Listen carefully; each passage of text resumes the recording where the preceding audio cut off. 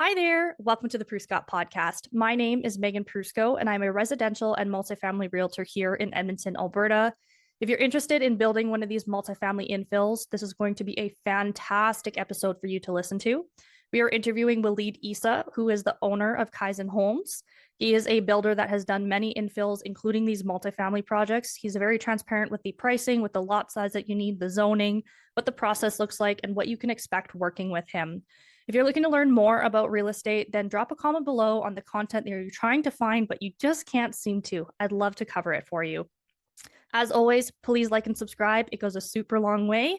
I hope you enjoy the conversation just as much as I did.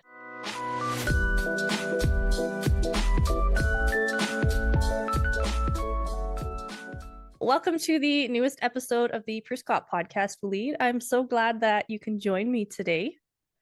Thank you for having me over. I'm glad to be here as well. You're the owner of Kyzen Homes. So you are a builder. How did that come about? My journey started back when I finished civil engineering. I graduated from the U of A back in 2012. I worked in project controls with Suncor and Mega Energy, specializing in scheduling, cost control, quality management. In 2017, it's when I transitioned into home construction, something I always wanted to do. I always dreamt about it. And I got an opportunity. And I started working with several builders, helping them to streamline their process, maximize their profitability. From there, last year, I took the leap. The opportunity, the market was just asking for it. So that's when we launched Kyzen Homes. And I was trying to bring together my expertise in quality, efficiency, and cost management to create modern, well-built homes. You've done quite a few infills, but particularly the multifamily ones, so either triplexes or fourplexes. How many of those have you started to build? In the past, I built 3 multifamily projects, and right now I have 2 in the go. But before that, I built over 100 single-family homes. Are those like skinny houses or duplexes or? A combination of both. And those were also in greenfield, like brand new construction. Infills is now something that I'm in more than greenfield houses. Mm-hmm. And do you feel like the demand for these multifamily infills is declining? Right now, no. I still have people asking me. I'm actually holding off people just to wait. But no, the demand's still there. The hunger is still there. And I think there's still a need for it, at least in Edmonton.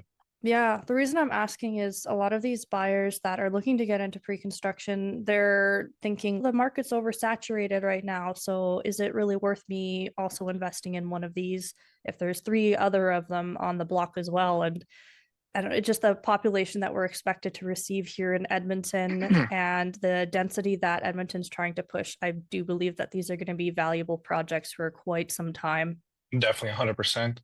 And only that, the MLI Select program, the way they've set it up, they made it very lucrative to own one of these buildings and to help, I guess. The real thing is trying to fulfill is the need to accommodate people and create living spaces. Yeah, they actually made a win-win program. Exactly. What was a memorable lesson you learned on one of your first projects that kind of sucked at the time, but now has helped you on your current projects? I almost have 2 lessons. Communication and quality control are everything. In the beginning, I've seen projects suffer simply because communication broke down on site and they weren't being properly managed. I made it a priority to keep an open line of communication with my trades and trying to implement also an automated process to keep everyone informed. It makes a huge difference. Something that I really like about you is you showed me the breakdown for all of your costs. A lot of builders, when they're talking to clients, they're like, your end price is X. This is what you're paying me. But you have everything written down, like down to which permit costs how much. Like you're completely transparent with what money is going towards what. And to me, that just really shows that you're a stand-up guy and you know what you're doing, and the devil's in the details. You understand that and you enforce that in your work as well. 100%. In this business, the more transparent, the more clear you are, there's nothing to hide. And the way I think about it is money in, money out. Like, where is it going? It has to go somewhere and it has to be allocated properly. And that's how I see it. What I showed you back then was a level 5. I'm going to level 7 where we're trying to get into a door handle, like just little things like that, just to really be picky. It's a lot of fun, actually, just understanding and knowing numbers inside out.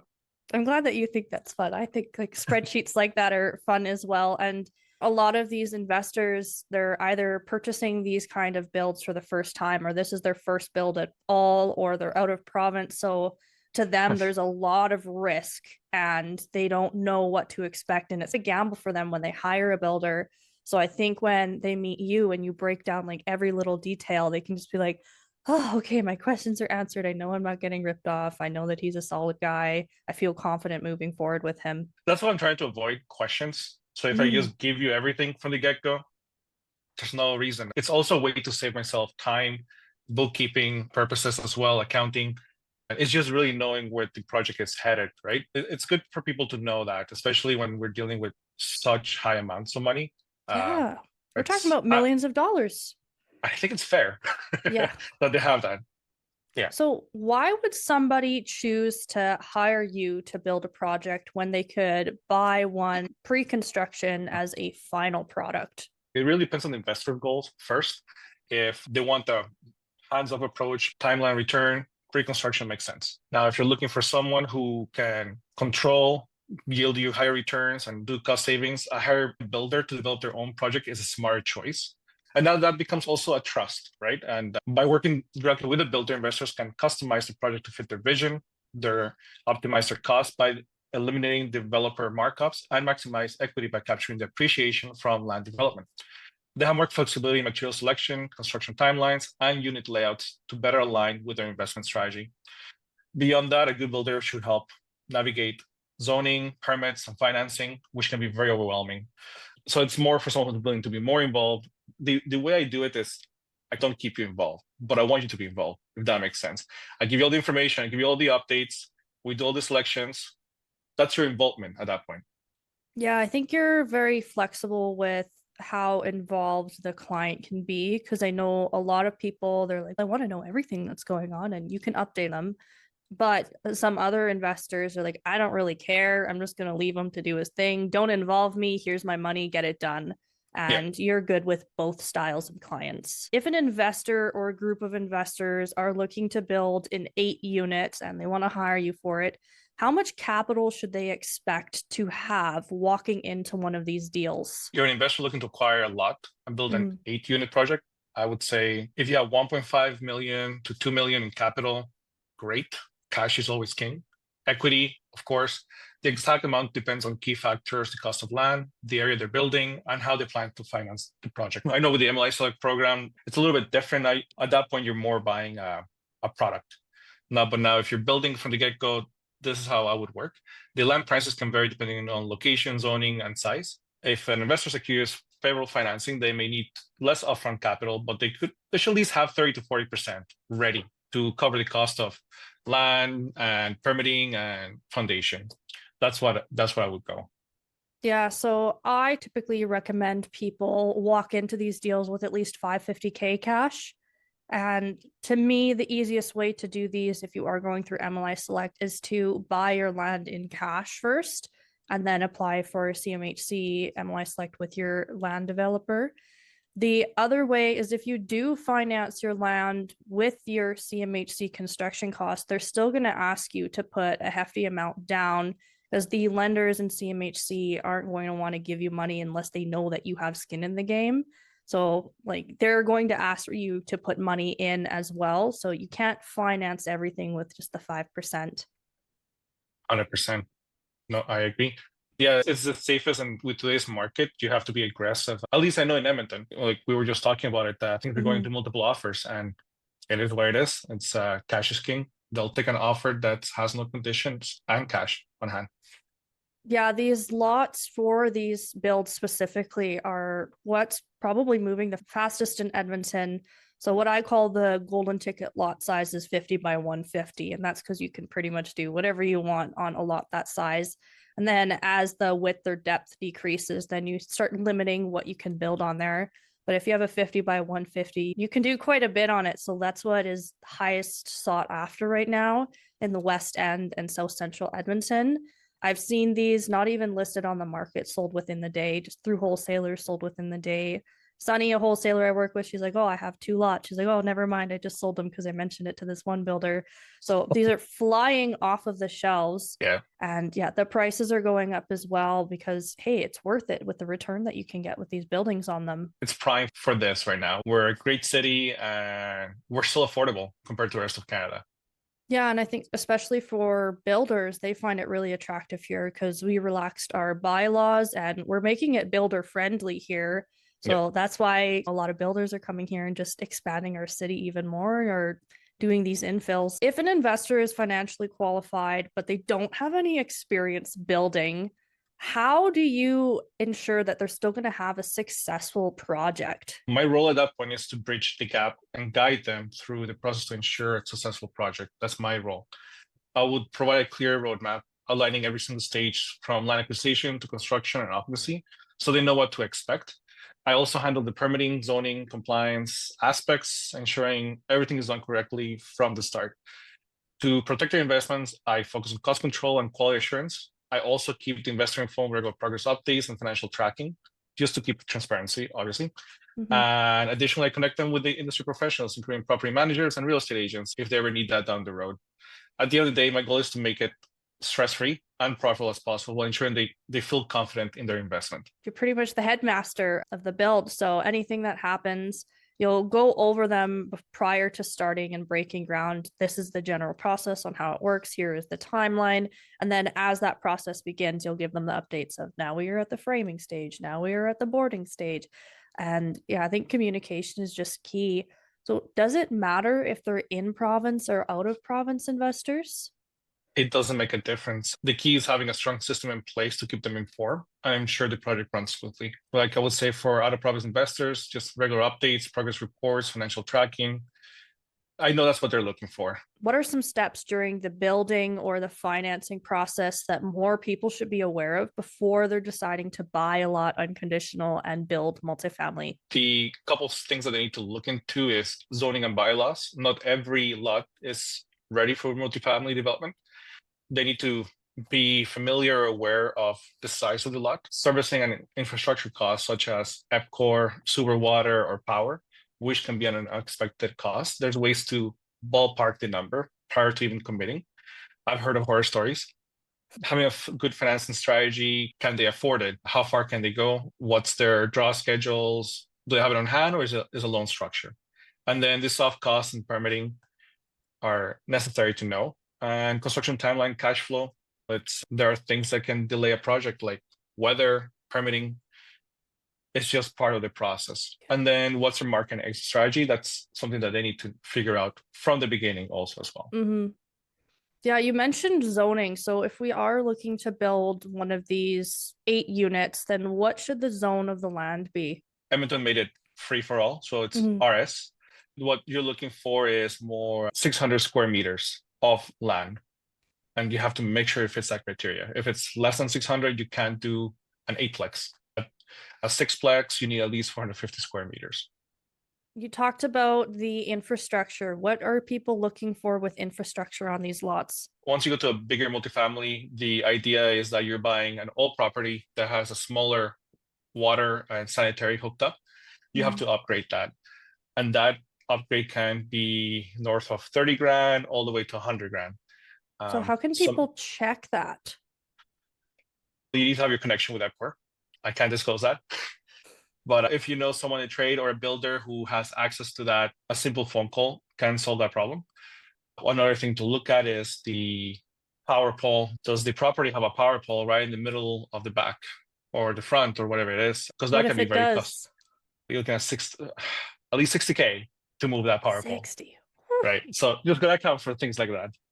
There was one lot I was looking at down in Boyle Street. It's been vacant for quite some time, and it had the transformer on the side of the lot. And somebody was saying that he's estimating it's going to be at least 70K in order to move that. Would you agree with that? I agree with that. Yeah. Yeah, pricey for sure. And then those listening that are wondering how they can check the zoning of their lot, I'll put a link down below. It's called the Edmonton Slim Maps. So you can put the address in and then scroll down at the bottom and it'll show you what it is currently zoned at. So you can double check that. But as Walid said, they did relax the bylaws very favorably. So you're probably fine, but it's always good to double check. The next thing I want to go through, Walid, is this chart that you and I put together so that people can see the ranges on what they should be looking for. So for a suited fourplex, we were talking about the construction cost on average to be between 1.2 to 1.4 mil. Yes. Yeah. And then your management cost, you do this a little bit differently than some people. I think your way is better, but you just charge a flat fee management cost per different section of what infill style you're going for. So for a suited fourplex, you have your management cost right around 120K. Yes. Yeah. And then the average land prices that we're seeing, you'll need at least a 50 by 140 lot to build one of these 8 units. And the land prices, we're going to talk about the West End because that's where it's the most popular right now. You're probably looking anywhere between 370 to 450. 100%. Yeah. And then something you were mentioning is, yeah, the lot dimensions are important, but they look at more of your square footage. So you need a minimum of 600 square meters in order for them to allow you to build a structure of that size on that property. Yes, that's correct. And then quickly running through the 3 plexes here. So those are the townhouse styles with 3 up, 3 down. So 6 units. So the construction cost will range between 850 to 1 million, and that'll depend on your finishes. That's where the pricing can fluctuate. And then your management cost is around 100K. The average price for land in the area for the West End is 350 to 400. And once again, the average lot size that you'll need is 50 by 140 or at least 450 square meters. And then these aren't as popular anymore, but people are still interested in them, is the suited duplexes. So just the construction cost between 650 to 750K. Management cost for you personally is the 80K. And then the average land price here in Edmonton in the West End between 300 to 350. Average lot size needed 42 by 120 or at least 300 square meters. And then for funsies, we just threw in the suited skinny houses infills. So on average, the construction cost will be between 450 to 550. The management cost would be 50K. The average price of land will be between 150 to 200. I've even seen that pushed to 250 in some areas. The average lot size needed would be 25 by 120 or at least 150 square meters. Yes. So something that I'm sure people are wondering is what is included in your construction cost and why is it separate from your management cost? There's 2 ways to do it, meaning if you're looking for a transparent start to end, my management cost is just my fee. What's included is pretty much everything start to end, from design to permitting to construction to management to turning it over to you. And then if you even have a customer who you're selling it to or something at the end, we can do a walkthrough with them as well. And I actually like that you have your management fee separate from your construction costs. Once again, I think that's just the transparency, because some people will be looking at builders be like, okay, but how much is he getting out of this? He's charging me this much, but how much is he pocketing? And you're just, I'm not hiding anything. This is what my fee is. And this is what I do to earn that fee. That is just under the average profit margin. And that management fee also accounts for overhead, staff, all the good stuff also. So that's really how much the markup is in there. Yeah. I am curious, does it make a difference if somebody buys a corner lot versus an interior lot? To build an eightplex, you can build one in both, right? The one thing I've seen is corner lots are taking a little bit longer with transportation review. Oh, so those something to do with the corner. Like even one I'm working on right now, they've done 3 already rounds with transportation, and it just takes long. Sidewalk extensions, depending on the neighborhood, things have to be changed on that corner, as opposed to an inline. It's just easy. You're straight. So if I had a 50 by 150 corner lot versus an inline, then could I build the same structure or can I fit more on a corner lot? Again, it just really depends on the size of the lot, right? 50 by 150 corner versus a 50 by 150 inline, you can build the exact same thing. You probably will change the face. You have more corners or more viewing area of the corner as opposed to the front face of the inline. You just looking at the front of the house. Yes and no. It doesn't make a difference for construction, as in you can build any kind of unit on both. Timeline might be affected. Yeah. And something you mentioned with it being a corner lot is just the traffic. Something that I also look out for when I'm shopping with my buyers for lots. Is this on a main road or not? Because if you need to deliver materials and there's no alley or just a residential street there, then you very well may have to pay to temporarily shut down that road so that you can get your materials delivered and do the construction that's needed for that day or two. And that is pricey. That can add up very quickly. I've had scenarios where you have to shut down a road and pay $2,000 just to have access for the one day. So imagine adding that as a cost and being surprised after. It's something to consider when you're buying a property. Are you going to be on a main road? Then just expect it might cost you an extra $10,000, $20,000 by the time you're done just to build on that road. On a very high level, let's say I'm your client, I have that $600K in cash and I'm hiring you to build one of these projects for me. I bought a lot already. It's a corner 50 by 150.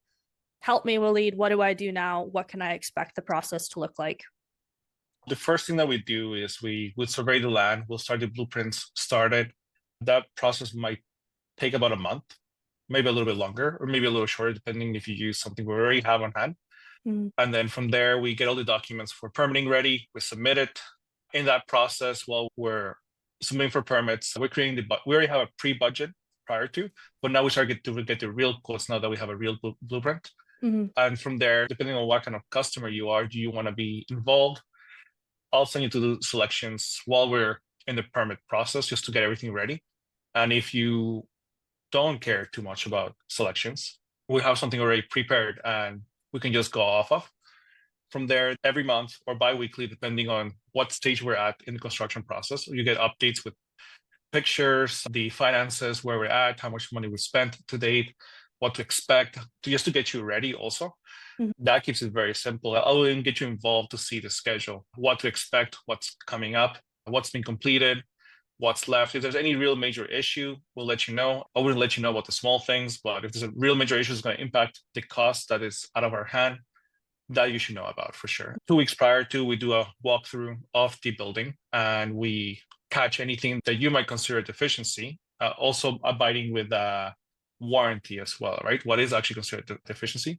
We try to take care of that stuff, and mostly we take care of everything. We actually do go above. We understand that this is an investment, and this is something that it costs a lot of money. So let's make it sure that it's 100% by the time we turn it over to you. Something that we've talked about before is if you are doing a construction draw loan, then you're not going to get your first draw until your foundation's complete, right? Yeah.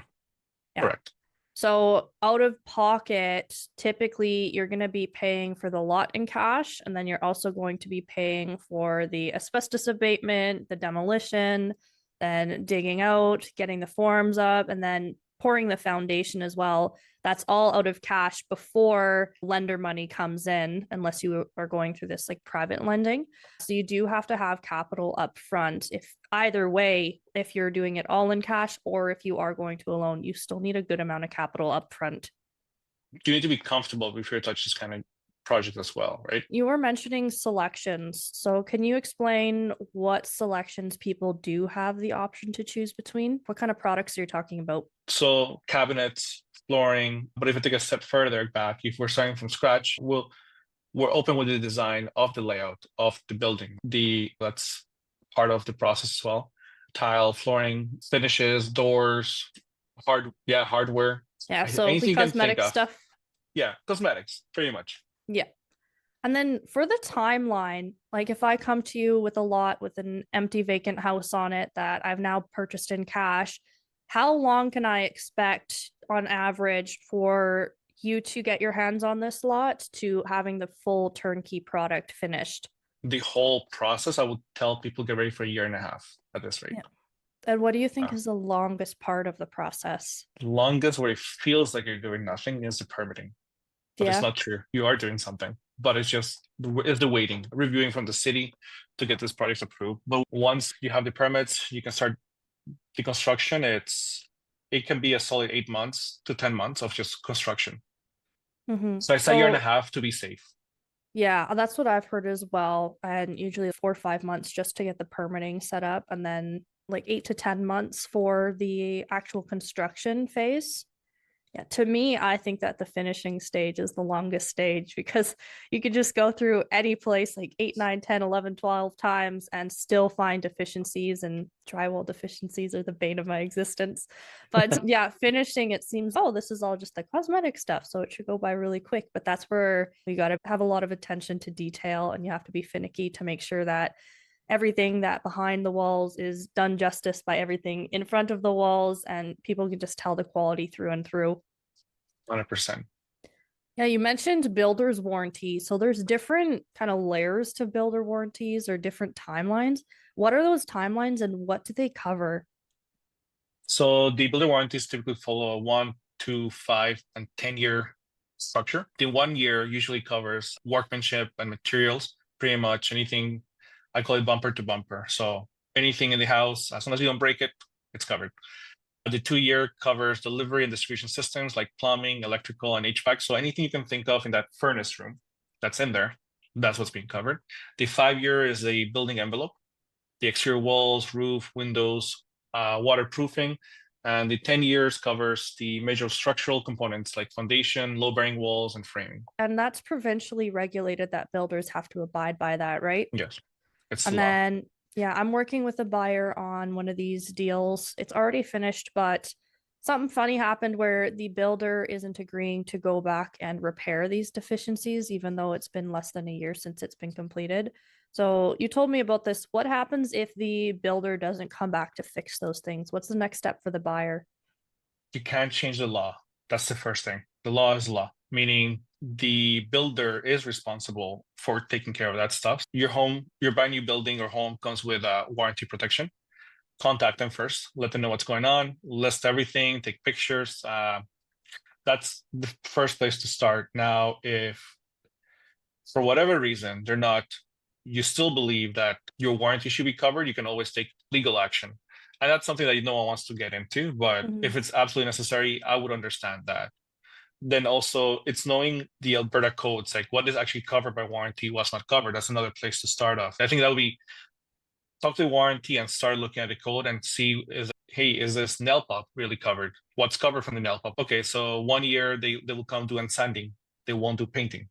So, so that's things like that. There's a reason for those things, why they're laid out like that. So I think educating yourself, contact warranty, and then if nothing comes out of that, take a step further. But if warranty does come back, warranty will take care of those items, and then the builder will be responsible of refunding the warranty at that point. So that's how you're protected. In summary, if your builder isn't coming back to fix the deficiencies that they're legally entitled to fix, then you can go above their head to the home warranty insurance and say, my builder X isn't doing A, B, C, D, get somebody in here to fix it. And then they will. And then the insurance company will back charge the original builder for the work that was completed by a sub builder. So it's not coming out of your pocket. It's still coming out of the builder's pocket. Yes. Often when people are building these, this is their first time building them. So it always comes down to who's the builder. Are they a good builder? Do they have a reputation? So how can people sift through good builders versus bad builders? What's something they should look for or look out for? They can determine if a builder is reliable by checking key factors, I would say, like track record and experience, look at their completed projects, the client reviews, how many years have they been in business, licensing and warranty coverage, ensure they have their license insured and they provide the 1, 2, 5, 10 warranty coverage, transparency and communication. And to be fair, it also depends on your type of deal, right? Are you doing a cost plus job or are you buying something straight out? That transparency communication is the type of customer now that you are. Your financial stability, someone who's a reliable builder will manage budgets well. They will try to avoid exceeding cost overruns and they pay the trades on time. I say that's a key thing for myself as an example. Like my most important people are not the customers, are the trades. And if the trades are happy, they'll make my customers happy. And then my customers are happy, my investors will be happy. And Yep. it just follows that logic. And also the quality of work and trades, right? Like once you visit past builds, you check the material. If the site looks messy, the whole thing was messy. Yeah. Yeah, that's a couple of things I would look for. That was a great amount of questions that I was able to ask you. If someone is looking to reach out to you directly, how can they do that? If you're looking for a trusted experienced builder who focuses on quality, cost control, and a smooth construction process, Kyzen Homes is your go-to. You can find us on kyzenhomes.com and follow us on Instagram at Kyzen Homes. We're going to be updating all this, and you'll see project showcases and insights into the building process. Our website is currently being updated, but we're wrapping up by the end of this month. So stay tuned for more. Builders' websites are always outdated. Every single one of them, I swear. But yeah, I think meeting you was fantastic. I had an off-market pocket listing that was a lot that you ended up scooping up for me, and that was great. And then I learned more about you and your business and these buildings that you are building, I should say. So yeah, very impressive. I think you're a fantastic person, and the quality of work that you have in your buildings is just beautiful as well. And that transparency, I think, is something that's really lacking amongst construction in general. And I think that's one of your advantages, is just how transparent you are with people and how you do pride yourself on good communication. Thank you so much for that. No, and meeting you was also great. I enjoyed the process with you. I can only say great things about the whole experience. And I look forward to doing more business down the road. Me too. Absolutely. Thank you very much for your time today, Walid. That was an absolute pleasure. Thank you for having me. You're very welcome. I'll talk to you later. Take care. Bye. Thank you again to Walid for joining me on this episode. He's a fantastic resource and a very great builder here locally in Edmonton for these infill projects. If you're looking to reach out to him directly, you can do so with the information in the description below. My information is down there as well. If you have further questions based on this conversation, drop a comment and we'll be sure to get to it. I really hope you learned something. Thank you for sharing your time with me. Have a great day. Bye for now.